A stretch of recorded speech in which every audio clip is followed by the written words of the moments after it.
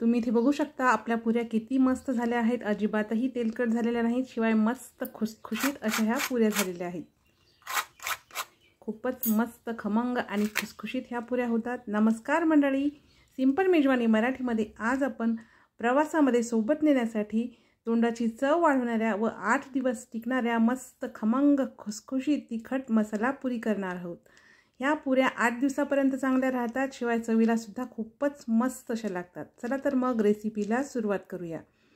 तर सगळ्यात आधी आपण पुऱ्यांसाठी वाटण तयार करणार आहोत। त्यासाठी ते 10 ते 12 लसूण पाकळ्या, अर्धा इंच आल्याची काप आणि 4 हिरवी मिरची, अर्धा चमचा ओवा, अर्धा चमचा जिरे आणि मिक्सरवरती आता याचं वाटण तयार करूया।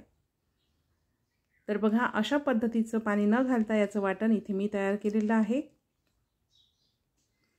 आता पुऱ्या करण्यासाठी इथे मी 2 वाटी गव्हाचं पीठ घेतलं आहे। आपण रेग्युलर चपातीसाठी जे पीठ वापरतो तेच पीठ इथे घेतलं आहे। आता आपल्या पुऱ्या छान खुसखुशीत व्हाव्या यासाठी या चमच्याने यामध्ये मी 2 चमचे डाळीचं पीठ म्हणजे बेसन घालणार आहे। बेसन घातल्यामुळे पुऱ्या छान खुसखुशीत होतात, शिवाय चवीला सुद्धा खूप छान लागतात। आता यामध्ये चवीनुसार मीठ आणि अर्धा चमचा साखर। साखरने पुऱ्यांना रंग छान येतो, शिवाय पुऱ्या खुसखुशीत सुद्धा होतात। अर्धा चमचा हळद, अर्धा चमचा लाल तिखट, अर्धा 1 चमचा धनेपूड आणि आता आपण तयार केलेलं जे वाटण आहे ते वाटण टाकूया। 1 चमचा पांढरे तीळ, बारीक कापलेली 10 ते 12 कढीपत्त्याची पाने आणि भरपूर अशी कोथिंबीर। आता आपण यामध्ये 1 पळी तेल घालणार आहोत। तेल घातल्यामुळे सुद्धा पुऱ्या मस्त खुसखुशीत होतात। आता हे सगळं साहित्य व्यवस्थित असं मिक्स करायचं आहे। सगळं साहित्य पिठामध्ये व्यवस्थित मिक्स करून घेतलं। आता ज्या भांड्यामध्ये आपण वाटण तयार केलं होतं त्यामध्ये थोडंसं पाणी घालून हे भांडं मी विसळून घेतलं आणि ते पाणी आपण या पिठामध्ये टाकणार आहोत। कारण मिक्सरच्या भांड्याला सुद्धा बरंचसं वाटण चिकटलेलं असते, त्यामुळे ते वाटण वाया न घालवता अशा पद्धतीने त्यामध्ये पाणी टाकून ते भांडं विसळून घ्यायचं आणि ते पाणी या पिठामध्ये टाकायचं। नंतर यामध्ये थोडं थोडं पाणी टाकून एकदम घट्टसर असं हे पीठ मळून घ्यायचं आहे। तर बघा, एकदम घट्टसर असं हे पीठ इथे मी मळून घेतलं आहे। पीठ घट्टसर मळणे खूप महत्त्वाचं आहे, कारण त्यामुळेच आपल्या पुऱ्या ज्या आहेत त्या छान खुसखुशीत होतात। पीठ थोडंसं जरी पातळ झालं तर पुऱ्या व्यवस्थित येणार नाहीत। आता थोडंसं तेल या पिठावरती टाकायचं आहे आणि हे तेल या पिठाला संपूर्ण बाजूने व्यवस्थित असं लावून घ्यायचं आहे। पिठाच्या गोळ्याला तेल व्यवस्थित लावून घेतलं की याच्यावरती झाकण ठेवून 10 मिनिटांसाठी आता हे पीठ मुरू देऊया। 10 मिनिटांनंतर बघा, आपलं पीठ व्यवस्थित असं मुरलेलं आहे। तर आता हे पीठ पुन्हा एकदा थोडंसं मळून घ्यायचं आहे। पीठ अशा पद्धतीने मळून घेतलं की आपण रेग्युलर चपातीसाठी जेवढा गोळा घेतो तेवढा गोळा या पिठाचा घ्यायचा आहे। अशाच पद्धतीने याचे 4 गोळे इथे मी तयार करून घेतले आहेत। आता पुरी लाटण्यासाठी पोळपाट आणि लाटण्याला थोडासा तेलाचा हात लावायचा आहे। ही पुरी लाटताना याला गव्हाचं कोरडं पीठ लावायचं नाही, कारण गव्हाचं कोरडं पीठ जर लावलं तर पुऱ्या कढईमध्ये टाकल्यानंतर ते पीठ आहे ते तेलामध्ये उतरते आणि आपलं सगळं तेल जे आहे ते काळपट होते। आता आपण जशी रेग्युलर चपाती लाटतो ना त्या पद्धतीने या पिठाची चपाती लाटून घ्यायची आहे। खूप जास्त पातळी नाही आणि खूप जास्त जाडही नाही। तर बघा, रेग्युलर जशी चपाती लाटतो त्या पद्धतीने याची चपाती लाटून घेतली।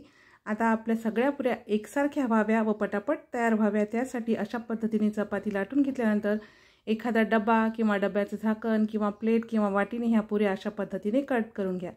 याने काय होतं, या ट्रिकने आपल्या पुऱ्या पटापट तयार होतात, शिवाय सगळ्या पुऱ्या अगदी एकसारख्या अशा तयार होतात। आता बऱ्याच जणांचं असं म्हणणं असते की पुऱ्या कट केल्यानंतर त्याची चव बिघडते, तर तसं काहीच नाही। उलट या पद्धतीने पुऱ्या अगदी पटापट तयार होतात आणि सगळ्या पुऱ्या एकसारख्या अशा तयार होतात। तर बघा, अशाच पद्धतीने इथे काही पुऱ्या मी लाटून घेतल्या आहेत। आता ह्या पुऱ्या आपण तळून घेणार आहोत।